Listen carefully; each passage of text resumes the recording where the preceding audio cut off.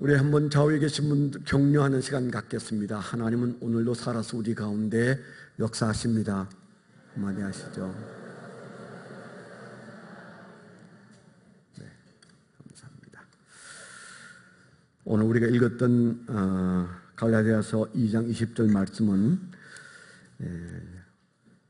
우리가 예수를 믿는 사람들이라면 다 좋아하는 말씀이지만, 그러나 이 말씀은 어떤 사람에게는 참 이해하기가 어려운 그런 말씀일 수 있습니다. 바울이 예수 믿기 전에는 지독히 예수 믿는 사람을 싫어하고 미워하고, 그리고 이 세상에서 가장 먼저 청소해버려야 할 대상으로 생각했습니다. 그래서 예수가 십자가에 못 박혀 돌아가실 때는 박수치며 침뱉었을 것이고요, 그 제자들이 또 어떻게 나타나서 길거리에서 복음을 전할 때는 어떻게 하면 저들을 이 땅에서 멸절시킬 것인가를 고민하면서, 특별히 스데반 같은 사람이 설교할 때는 그에게 사람들을 선동해서 돌을 던지게 하지 않았겠어요? 그러면서 수많은 사람을 잡아들여서 예수 믿는 사람들이 예루살렘에 더 살기가 어려울 만큼 상황이 어려워졌을 때 그는 원정을 가서 예수 믿는 사람들을 이스라엘로 잡아오는 일까지 했어요. 저 부산쯤 가서 원정을 해서 잡아오는 게 아니고 남의 나라에까지 가서, 다메섹에 가서 예수 믿는 사람을 잡아오려고 가던 길에 다다른 어느 순간에 예수님이 그 옆에 나타나는 바람에 그는 어마어마한 충격을 받으면서 허구라고 여겼던 예수가 진짜로 계시고 그분이 하나님의 아들인 사실을 그가 목도하면서 인생에 큰 혼란이 찾아오고, 그때부터 정반대의 삶을 살았다는 사실은 우리가 너무 잘 압니다. 종종 우리가 성경을 대할 때마다 좀 예수를 믿으려면 좀 그렇게 화끈하게 뭘 하나님이 나타나셔야 예수 믿는데 어려움이 없을 텐데, 내가 미적지근한 이유는 그렇게 나타나지 않았기 때문이라고 생각하는 사람이 뜻밖의 많아요. 어떠세요? 물론 우리 교회에서 제자 훈련하면서 그거 아니다, 목이 베어서 죽었던 바울처럼 살 각오가 되어 있으면 주님이 지금에라도 그렇게 나타나실 것이다. 제가 이제 그런 얘기를 종종 하는데요, 안방에서 편안하게 살면서 기적은 또 엄청 원해요. 그래서 날마다의 삶이 기적이기를 원하는 참 그 이율배반적인 삶을 우리가 살고 있습니다. 그런데 그가 하는 고백이 묘한 고백이잖아요. 내가 그리스도와 함께 십자가에 못 박혔나니. 그 예수님이 십자가에 못 박혀 죽을 때는 침뱉었고 박수 쳤던 사람이에요. 그런데 뭐라고 말합니까? 내가 그리스도와 함께 십자가에 못 박혔나니. 과거형으로 말하고 있습니다. 그래서 우리가 이 말씀 앞에서 잠시 멈추어서 생각하게 할 때가 한두 번이 아니에요. 먼저 결론적으로 말씀을 드리면 이 고백이 바울 사도만의 고백이 아닙니다. 예수를 믿는다, 나는 예수 믿는 사람입니다, 나는 크리스찬입니다, 그렇게 말하는 사람의 가슴 속에 이 말이 동의가 안 되면 아직은 멀었습니다. 나는 예수와 함께 죽었다, 나는 이미 예수와 함께 죽었던 사람이다, 나는 죽었고 내 안에 예수가 살고 있다. 이 고백은 바울 사도 같은 사람에게나 있는 고백이 아니고 모든 그리스도의 사람들은 이 말에 전적인 동의가 돼야 돼요. 아멘. 이 말에 여러분들이 어설프게 접근하면 큰일입니다. 그건 확신 없는 신앙을 살고, 그리고 그 미래도 불투명해요.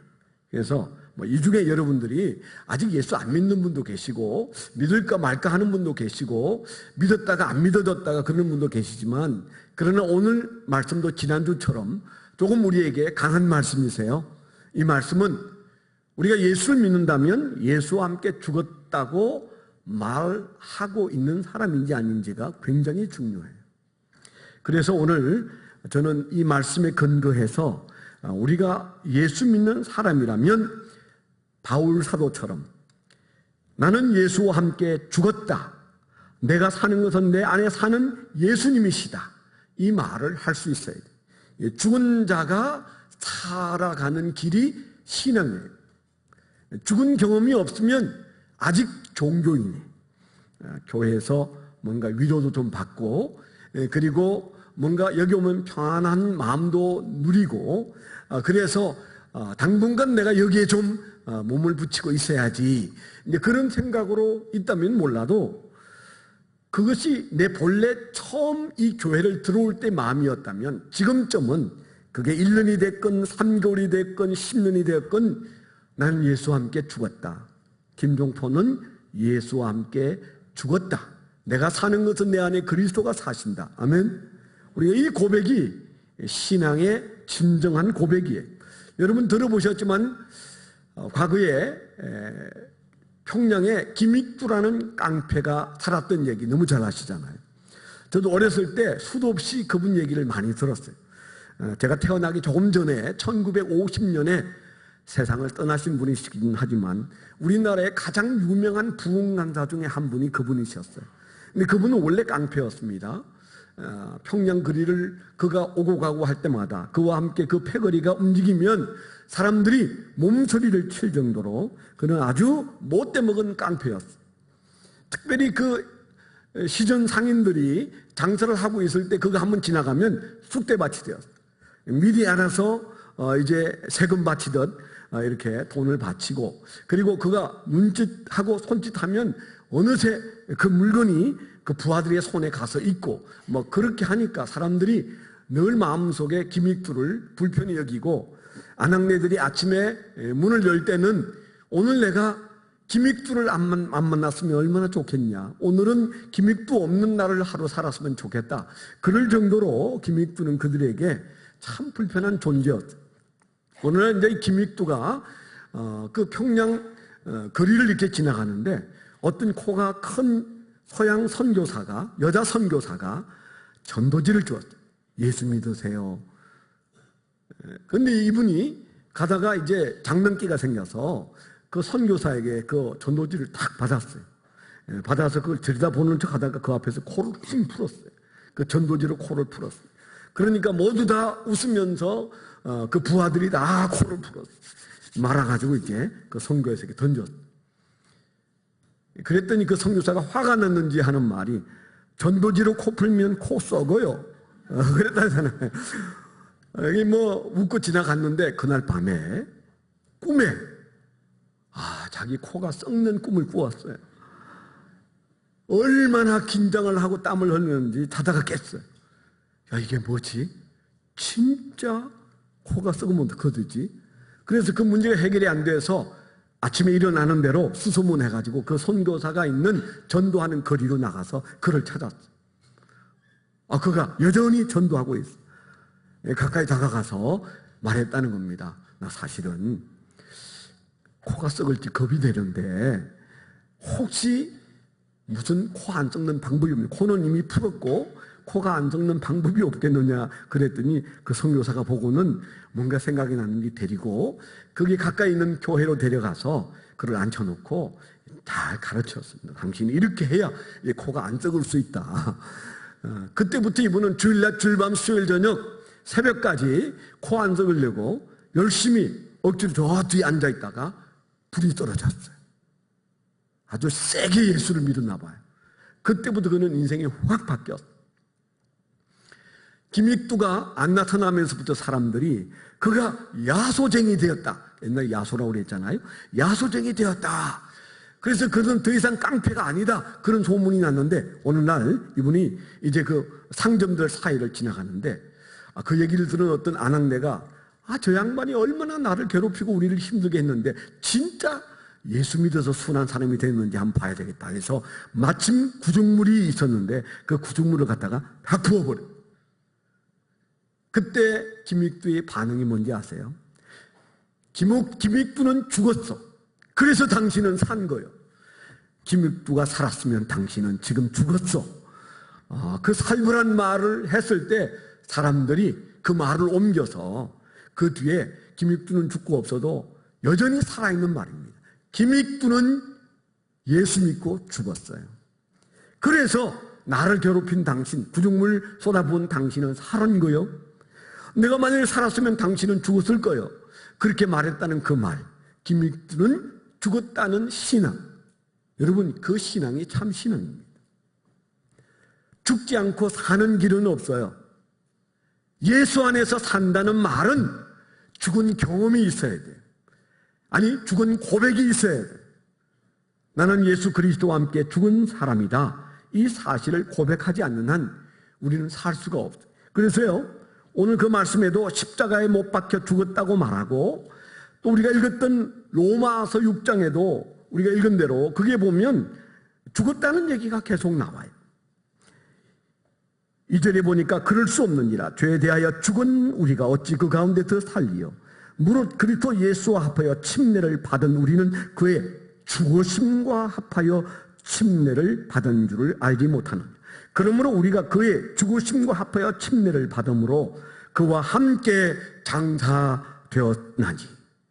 예수 십자가에 매달릴 때 침배됐던 바울 사도가 그와 함께 장사되었다 그렇게 말하는 이 장면을 우리가 조금 전에 읽지 않았겠어요? 우리에게 뭘 말하고 있습니까? 예수 믿는다는 것은 2000년 전 사람이나 지금이나 죄가 많은 사람이나 죄가 없는 사람이나 모든 예수 믿는 사람들의 가슴 속에 나는 죽었다.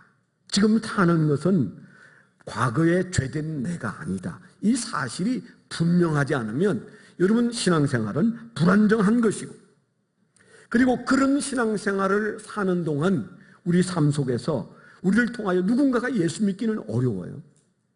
그리고 우리가 그런 어중간한 신앙생활을 살면 우리가 그토록 좋아하는 기적 기대하기 어려워요. 평안 기대하기 어려워요. 기도응답 기대하기 어려워요. 그렇기 때문에 우리가 이 중요한 말씀 앞에서 나는 정말 그런 죽고 산 경험들이 내한테 있는지 돌아보면서 오늘 이 말씀을 대해야 되는데, 죽고 산 얘기를 계속하면서 그러면서 빼놓지 않고 하는 얘기가 뭐예요? 뭐와 함께 죽은 것을 증거한다고 그랬어요. 침례가 그걸 증거한다. 뭐 이런 얘기가 나오잖아요. 근데 그 얘기 끝에 5절에 이런 말이 나옵니다. 만일 우리가 그의 죽으심과 같은 모양으로 연합한 자가 되었으면 또한 그의 부활과 같은 모양으로 연합한 자도 되리라. 죽으심과 뭐 했다고 그래요? 연합했다. 죽으심과 연합한 자는 부활과도 연합한다. 그렇게 말했어요. 그래서요, 바울 사도를 통해서 오늘 우리에게 도전하시는 신앙 이야기가 무슨 얘기일까요? 신앙은 연합이다. 신앙은 연합이다. 연합. 우리가 신앙에 대해서 늘 생각하지만 오늘 우리가 이 말씀 앞에서 주님은 우리에게 신앙이 뭐냐? 신앙은 연합이다. 그렇게 말씀하신다는 것을 염두에 두셔야 돼. 이 연합이라는 말을 헬라어에서는 쉼표라고 그래요. 쉼표. 우리가 마침표, 쉼표 있잖아요. 그래서 쉼표. 그냥 그렇게 생각하시면 됩니다. 그런데 오늘 우리가 읽은 그 연합이라는 단어가 계속 나오는데, 이 연합이라는 단어는 그 쉼표라는 말에서 나온 파생어인데, 심피토스라는 말이에요. 심피토스. 무슨 말인가 하면, 쉼표란 말은 무슨 말인가 하면, 이스라엘에는 감람나무가 있잖아요. 올리브가 있는데, 그 올리브가 아주 질이 좋은 올리브는 병이 잘 걸립니다. 우리가 농사 지으면서도 그렇잖아요. 자풀이 많이 나고, 그 자풀은 뽑아도 계속 나오고, 그리고 좋은 유실수는 병이 잘 걸리고, 그렇습니다. 그런데 이 감람나무가 병이 잘 걸리는데, 그 감람나무가 병이 나서 가지를 꺾어버리면, 그 다음에 이제 농부가 돌감람나무를 찾아서, 돌감람나무, 그러니까 감람 열매가 맺히는데, 올리브가 맺히는데 아주 조그만 것이고 뜰고 맛이 없는 돌감람나무가 있으면 그걸 눈여겨봤다가 그 가지를 꺾어서 참 감람나무 꺾인 그 가지에다가 딱 붙여놓고, 그리고 잘 매놓으면 불과 얼마 가지 않아서 그 돌감람나무 가지가 그 참 감람나무에 딱 붙어가지고 연합이 돼가지고 거기에서 열매가 맺히는데, 열매만 턴실한 게 열리는 게 아니고 병이 걸리지 않는다는 겁니다. 돌감람나무는 그대로는 아무짝에도 쓸 수 없는데 그걸 꺾다가 참감람나무에다가 접을 붙이면 참감람나무가 튼튼하게 잘 병을 이기고, 그리고 그 돌감람나무 가지에서 언제부턴가 올리브가 열리기 시작하는데 굵고 아주 좋은 것들이 열린다는 거예요. 그때 돌감람나무를 꺾어다가 참감람나무에 딱 붙여서 열매를 내게 되는 바로 그 붙이는 작업, 쉼표예요. 쉼표. 연합한다라는 말은 진짜 올리브 나무에다가 딱 붙여서, 그리고 열매가 그 가지에서 나게 하는 이 놀라운 사건이 바로 연합이다, 그렇게 말하는 거죠. 심피토스라는 말은 바로 그런 의미에서 우리가 예수 그리스도와 연합되는 것이 참으로 어느 정도 연합이에요? 죽음에도 함께 들어가고 부활에도 함께 나타나는, 완전히 이 세상에서 부부가 잠시 사는 40년, 50년, 60년 하나 되어 사는 정도가 아니고 영원히 하나가 되어버리는 이 심피토스라는 이 단어, 그 연합을 신앙이라고 성경에서 말하고 있다. 그래서 우리가 6장 5절에서 말하는 이 연합은 그런 뜻이다. 이걸 전제로 신앙은 예수님이 말하고자 하시고, 그리고 성경이 말하고자 하는 신앙은 정말 하나됨에 있구나, 연합에 있구나, 잘 붙는 데 있구나. 우리가 이 사실을 여러분 기억하셔야 돼요. 그러면 우리가 신앙하는 데 있어서 바울 사도가 모본을 보인 저 신앙회로 가기 위하여 예수님이 원하는 정도의 연합은 어떤 연합인가? 그 질문을 한번 던져보세요. 주님이 원하시는 연합, 주님이 원하는 심피토스, 어느 정도 연합되면 주님이 원하시는가? 바울 사도가 말하는 연합이 꽤 강하고 복잡한데 예수님은 과연 우리에게 어떤 연합을 원하실까? 이 질문을 던지고 네 가지를 생각하려고 하는데요. 첫째는요, 주님이 우리에게 기대하시는 연합. 우리의 신앙이 연합이라면 어떤 연합된 신앙을 원하실까요? 병이 들어오지 못하고 끊기지 않는 그 연합이 우리에게 일어나려면 첫째는요, 고백이 있는 연합을 주님이 원하세요. 고백이 있는 연합. 신앙에는, 연합으로 가는 신앙에는 아주 중요한 것이 첫째로 고백이에요. 고백. 여러분들이 교회 출입 열심히 하고 헌금 열심히 내고 봉사 열심히 하고 그것도 신앙이긴 하지만, 그러나 주님이 원하는 것은 여러분들이 열심히 노력하고 애쓰는 것보다 고백을 훨씬 원하세요. 주님을 향한 사랑의 고백을 원하세요. 그 고백의 대명사가 뭐예요? 영접이에요. 가장 기본적이고 가장 중요한 고백은, 주님을 향한 고백은 예수님, 제가 예수님을 나의 주와 구주로 영접합니다. 나의 주인이 되어 주십시오. 여러분, 주님이 이 고백을 얼마나 듣고 싶어 하시는지 아세요? 왜냐하면 예수님이 아주 오래전부터 내게 프로포즈 해 놓았거든요. 볼때도 내가 문 밖에 서서 두드리노니, 영접하는 자, 곧 그 이름을 믿는 자들에게는 하나님의 자녀가 되는 권세를 주셨으니, 여러분, 우리 신앙은 찾아가는 신앙 아니에요. 발견하는 신앙도 아니에요.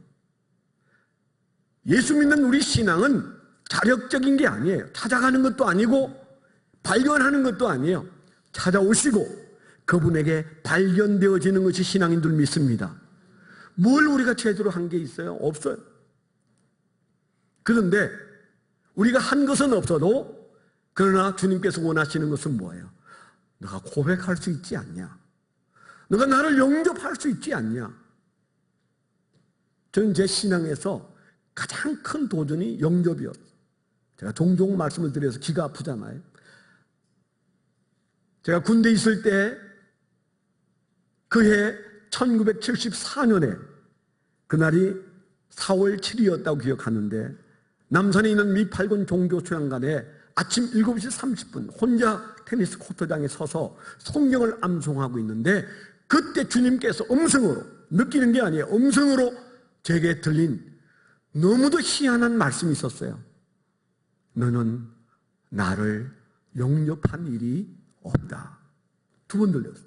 너는 나를 영접한 일이 없다. 아니, 나는 믿는 집에서 태어나가지고 교회에서 기고 교회에서 걷고 그렇게 성장한 내가 신학교까지 갔었고 지금은 군대에 있지만 좀 신앙은 좀 덜 좋지만 어떻게 내가 그 많은 체험과 그 많은 추억과 그 많은 사건 속에서 그렇게 어렵게 내가 신학교까지 간 사람이고 장차 목사 되려고 신학교까지 간 사람이었는데 그리고 현재는 군종사병인데 주님은 저에게 얼마나 답답하셨으면 너는 교회를 열심히 출입하지만 나를 영접한 일이 없다고 말씀하셨어요.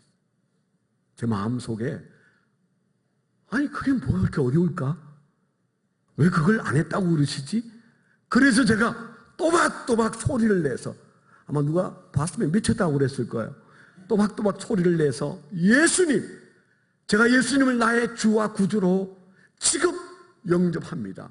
자, 그 말이 딱 떨어지는 순간에 누구나 그런 기적을 해야 된다는 생각을 가질 필요는 없습니다만은 온몸에 진동이 오고 그리고 마치 하늘문이 열리는 것 같고 그리고 눈에는 비 오던 눈물이 오고 나고 그냥 흥분이 되기 시작하는데 서 있을 수 없어서 숙소로 뛰어가서 7시 30분에 뛰어갔는데 12시에 진정이 됐어요. 그 놀라운 경험을 통해서 제가 여러분들에게 그렇게 경험을 해야 된다는 얘기를 하려는 게 아니에요. 그러면 저처럼 여러분 여기 서서 설교하셔야 돼. 네.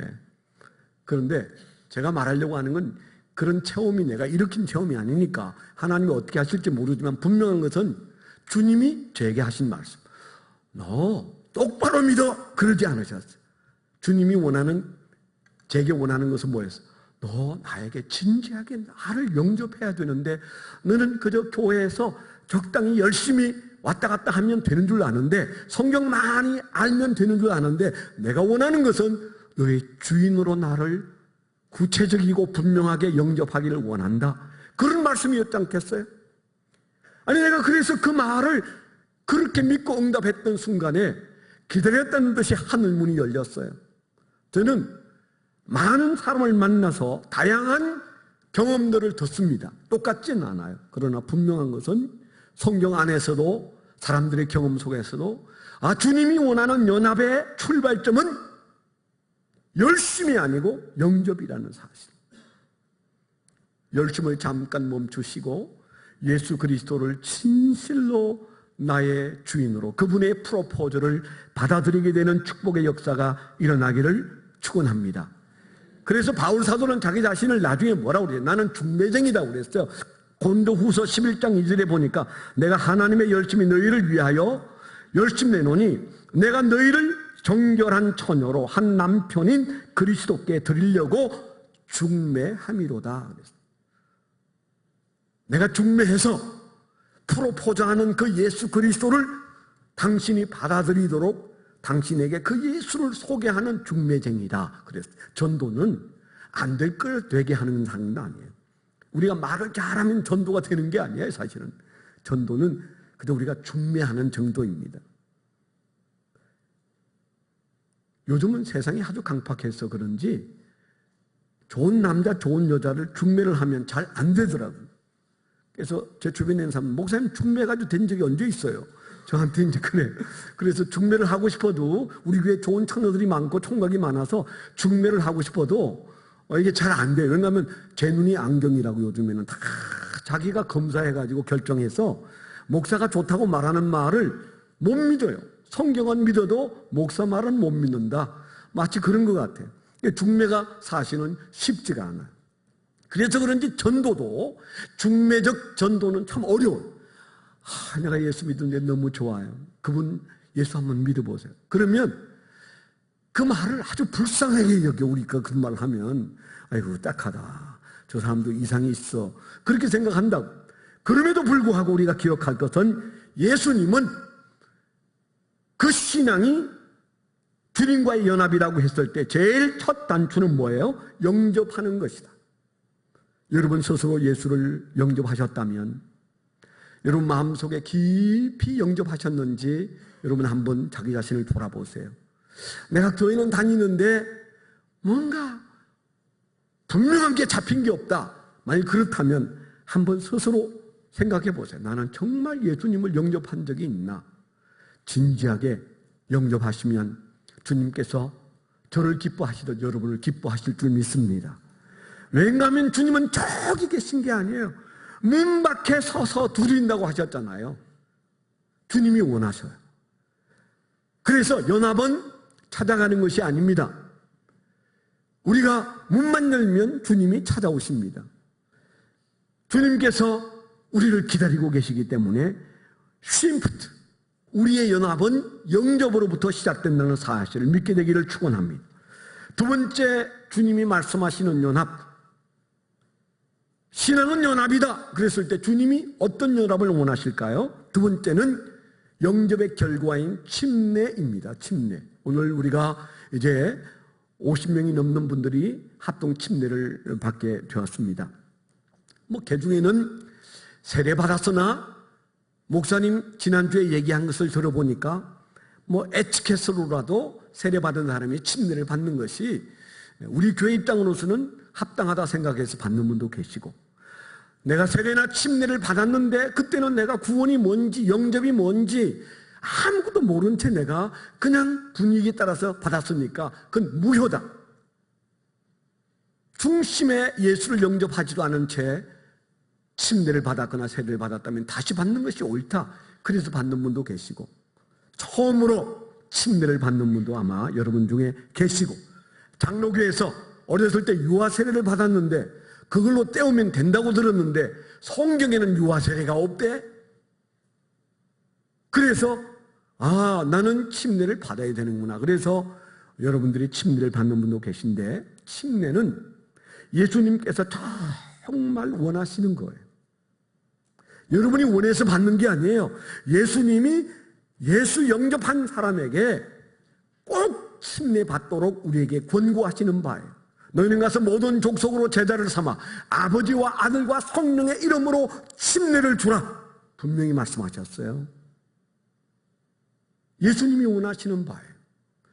그래서 그저 비근한 예인지 몰라도 침례는 예수 그리스도의 프로포즈를 받아들인 처녀가 이제 결혼식에 나가는 것처럼, 영적인 결혼식처럼 그렇게 생각해도 크게 다른 말이 아니다. 똑같은 말은 아니어도 그렇게 생각하는데 큰 무리가 없다. 그런 얘기를 우리가 하지 않습니까? 다시 말하지만 우리가 예수를 영접했다면 여러분 침례를 소홀히 여기면 안 됩니다.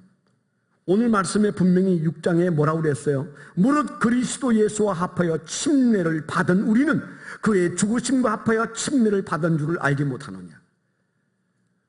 아무 생각 없이 침례를 받았는데 그게 무슨 역사를 행하는 기적이 일어나는 일이 될 수는 없습니다. 그러나 내가 예수를 믿는다면 주님이 정말 연합하기를 원하셔서 그러면 침례 받아. 그러면 침례 받아라. 그게 예수님께서 2000년 전부터 지금까지 우리에게 지상명령으로 말씀하신 말씀이세요. 하늘의 하나님 앞에서 예수님이 침례 받을 때도 하늘문이 열렸잖아요. 하나님의 음성이 들리고 성령님이 비둘기같이 임하는 가운데 예수님께서 침례를 받았잖아요. 오늘 우리가 주님께서 원하시는 침례를 주님이 원하는 만큼 신중하게 생각하고, 우리가 지난주도 말씀을 드렸습니다마는 정말 예수님의 제자의 특징 중에 첫 번째는 침례를 받는 것이다라고 말씀을 드렸어요. 그러나 그것은 예수 제자의 첫 단계인 겨우 제자라고, 겨우 제자. 그러나 주님이 원하시는 것은 침례를 베푸는 참 제자 되기를 원하셨어요. 우리가 침례를 받았다면 우리는 침례 주는 사람이 돼야 돼요. 그래서 침례를 베풀라고 말씀하시는 이 말씀에 도달했을 때 제자다운 제자로 가는 참 제자의 모습이고, 그 사역에 동참하는 것이 정말 너는 제자답구나, 그렇게 말씀하실 거예요. 그렇기 때문에 여기 중요한 침례는 그저 우리가 교회가 해야 되니까 하나보다 이렇게 생각하면 받는 사람이나 또 받도록 침례를 베푸는 인도자인 여러분이나, 여러분 모근이 침례를 받기 때문에 여러분이 함께 기뻐할 때 여러분의 중심에 있는 기쁨이 예수 기쁨이어야 돼요. 예수님이 말씀하시는 그 기쁨으로 침례에 동참하셔야 됩니다. 침례 받는 사람은 침례 동참하는 게 아니에요. 그가 침례 받도록 그를 이끌었던 사람, 침례를 베푸는 사람, 우리 모근의 침례를 받는데 우리가 마음을 같이 하는 그 가운데 그만 은혜 받으면 안 돼요. 주님이 원하는 것은 침례는 한 번 받는 것이지만 침례에 대한 신앙과 철학은 끊임없이 우리를 예수와 연합시키는 아주 중요한 역할을 하기 때문에 특별히 그것도 예수와 함께 죽은 자의 고백과 그리고 부활로 다시 살아나는 놀라운 역사를 고백하는 이 죽으심과 함께 죽고 부활하심과 함께 다시 살아난 이 놀라운 역사 앞에 우리가 연합하는 겁니다.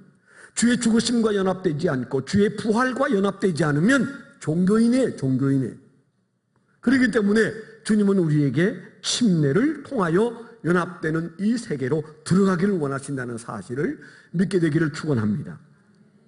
세 번째, 쉬무트. 세 번째 말하는 연합은 도대체 어떤 연합일까? 주님이 원하시는 세 번째 연합은 뭘까요? 세 번째는 성찬식입니다. 성찬입니다. 우리가 침례는 한 번 받지만은 성찬식은 우리가 자주 하는데요. 아마 우리 교회가 개신교에서는 성찬식을 제일 많이 하는 교회일 수도 있습니다. 매주 수요일마다 성찬식을 하는데 얼마나 많은 성도들이 수백 명이 와서 수요일 저녁에 거룩한 성찬식을 할 때 저는 성령이 제 마음속에 주시는 은혜가 너무 커요. 아들아, 수요일마다 성찬식 하니까 내가 기쁘구나. 마치 그렇게 말씀하시는 것 같이 좋아요. 성도들이 걸어와서 떡을 받고 잔을 마시면서 주님 앞에서 신앙을 다지고 주님이 기뻐하시는 그 성찬을 행할 때마다 주님께서 기뻐하시는구나, 그런 마음이 들었어요. 한국교회가 빠른 시간 안에 적어도 일주일에 한 번 정도는 성찬식을 하는 그런 때가 왔으면 좋겠다, 그런 마음을 가지고 있어요. 천주교는 예배를 드릴 때마다 성찬식을 하잖아요.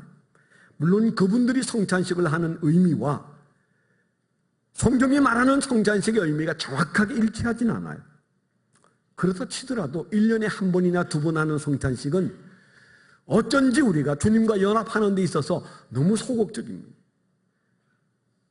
누가복음 22장 19절에 보면 예수님께서 뭐라고 말씀하셨어요? 예수님께서 말씀하시기를 너희가 이제 나와 함께하는 이 성찬, 처음 성찬이면서 마지막 성찬은 주님이 다시 오실 때까지 나는 이 포도주를 마시지 않는 채 너희가 나를 기념하는 것을 기다리겠다고 말씀하셨어요. 누가복음 22장 19절만 읽어보면 이런 말씀이 나와요. 또 떡을 가져 감사 기도하시고 떼어 그들에게 주시며 이러시되 이것은 너희를 위하여 주는 내 몸이라 너희가 이를 행하여 나를 기념하라 하시고. 예수님을 기념한다는 게 뭐예요? 예수님의 희생과 사랑을 되새길 때 그게 기념이에요. 주님이 나를 위해서 피 흘려 죽기까지 사랑하셨다는 사실을 기념하는 것, 가장 분명하고 가장 뜨겁고 가장 큰 의식이 뭐예요? 성찬식이에요.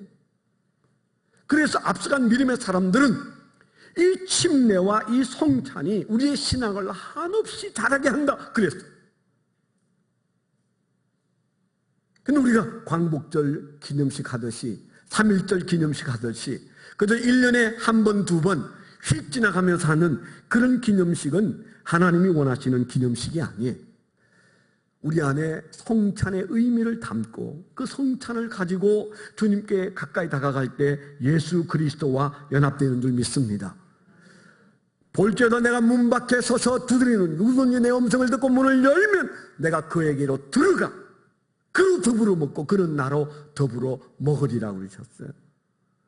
예수 그리스도와 함께 우리에게 들어오신 예수님과 함께 먹고 마시는 이 거룩한 성찬. 요즘 우리가 목장에서 밥을 먼저 맛있게 먹고 그래서 우리가 그 기분 좋은 상태에서 목장을 모입니다. 그런데 뭐 어떤 목장은 계속 목자가 대접하느라고 저렇게 하면 이게 살림이 거덜나지 않을까 싶은데 아직 거덜났다는 분은 없으세요? 하나님께서 공급하신 줄 믿습니다. 이제 우리가 한 6년쯤 되니까 이제 좀 자기 집을 비워서 돌아가면서 하는 것도 좋아요. 의무적으로 돌 필요는 없어요. 여러분 어느 날 하다가 좀 부담되면 목자 집에서 모입시다 이러면 목자 집에서 모일 거예요. 그러나 중요한 것은 좋은 음식을 먹는 것이 아니라 정말 그 음식을 먹을 때 거기에 애찬의 심정, 성찬의 뜻의 반 정도는 그 안에 들어가야 돼요. 초대교회는 아예 밥을 성찬으로 먹었으니까요. 우리가 그렇게는 못한다 하더라도 이 애찬의 모임은 성찬의 뜻을 가지고 모이셔야 돼요. 틀림없이 믿음이 자라는 역사가 일어나게 될 줄 믿습니다. 마지막으로 생각할 시프트, 네 번째 우리가 생각할 시프트가 있어요. 그건 사역입니다. 사역. 어떻게 주님이 우리에게 연합하기를 원하실까요?